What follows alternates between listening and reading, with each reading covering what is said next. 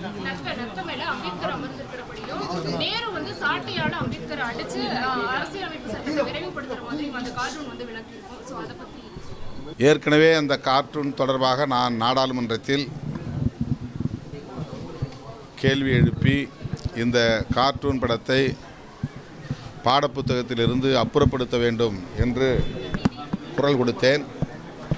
எனக்கு ஆதரவாக பல நாடாளுமன்ற உறுப்பினர்கள் குரல் எழுப்பினார்கள். அது குறித்து ஒரு நாள் விவாதமே நடைபெற்றது. அதன் பின்னர் பாடத்திட்டத்திலிருந்து அந்த புத்தகம் அந்த கார்ட்டூன் அப்புறப்படுத்தப்பட்டு விட்டது. நத்தை வேகத்தில் செயல்பட்டு கொண்டிருக்கிறார் என்றும் பண்டிட் ஜவஹர்லால் நேரு அவர்கள் சாட்டையை எடுத்து அம்பேத்கர் அவர்களை அடிப்பதைப் போலவும் வேகமாக வேலை செய்ய வலியுறுத்தியதைப் போலவும் அந்த கார்ட்டூன் வரையப்பட்டிருந்தது. அது 1949 வாக்கில் காந்தியும் காங்கிரசும் தீண்டப்படாதவருக்கு செய்தது என்ன என்ற ஒரு பெரிய புத்தகத்தையே எழுதி வெளியிட்டவர் அம்பேத்கர் அவர்கள். அப்போது பிஜேபி என்ற ஒரு கட்சியே கிடையாது. நாங்களும் சேர்ந்து உருவாக்கிய கூட்டணி தான் மதசார்பற்ற முற்போக்கு கூட்டணி. நாங்களும் சேர்ந்து உருவாக்கிய கூட்டணி தான் இந்தியா கூட்டணி.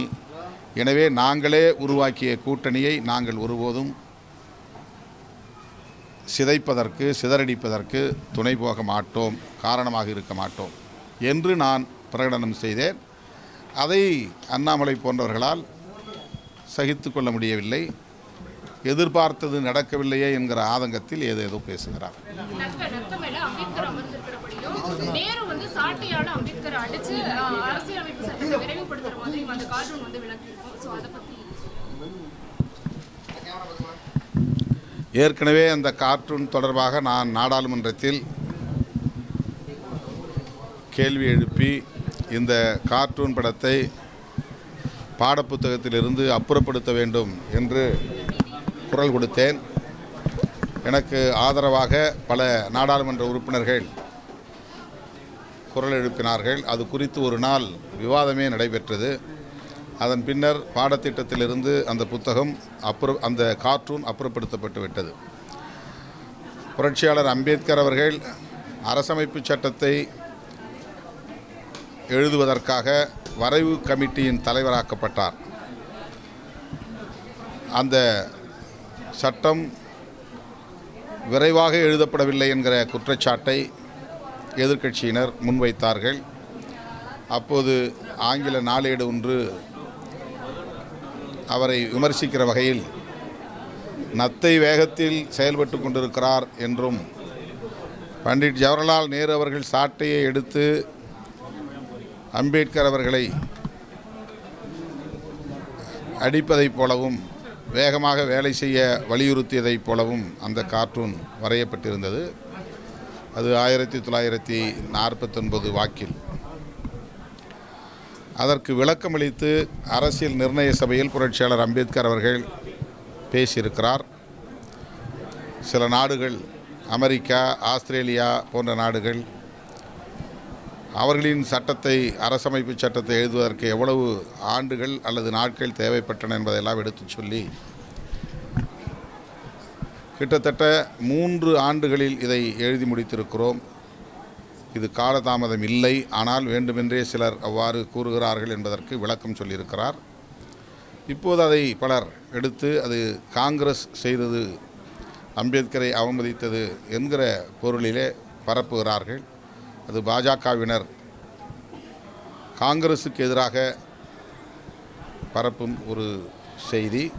ஆனால் அது பொருத்தப்பாடு உடையதல்ல. காங்கிரஸ் அப்படி செய்யவில்லை. ஒரு ஆங்கில நாளேடு தான் அம்பேத்கர் அவர்களை மந்தமாக செயல்படுகிறார், மெத்தனமாக செயல்படுகிறார் என்று விமர்சித்ததை தவிர காங்கிரஸ் அதை செய்யவில்லை.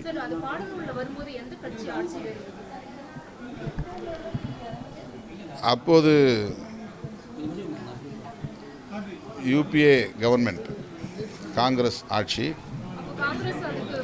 இல்லை, அதற்கு பொறுப்பேற்று தான் உடனடியாக அவர்கள் அதை அப்புறப்படுத்தினார்கள். அது வந்து என்சிஆர்டி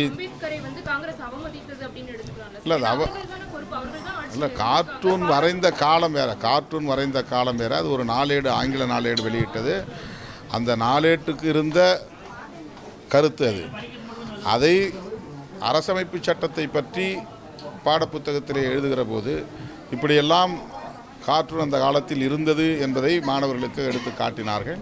அது தேவையற்றது என்று நான் தான் அந்த பிரச்சனையை எழுப்பினேன். நாடாளுமன்றத்திலே அந்த பிரச்சனையை நான் தான் எழுப்பினேன்.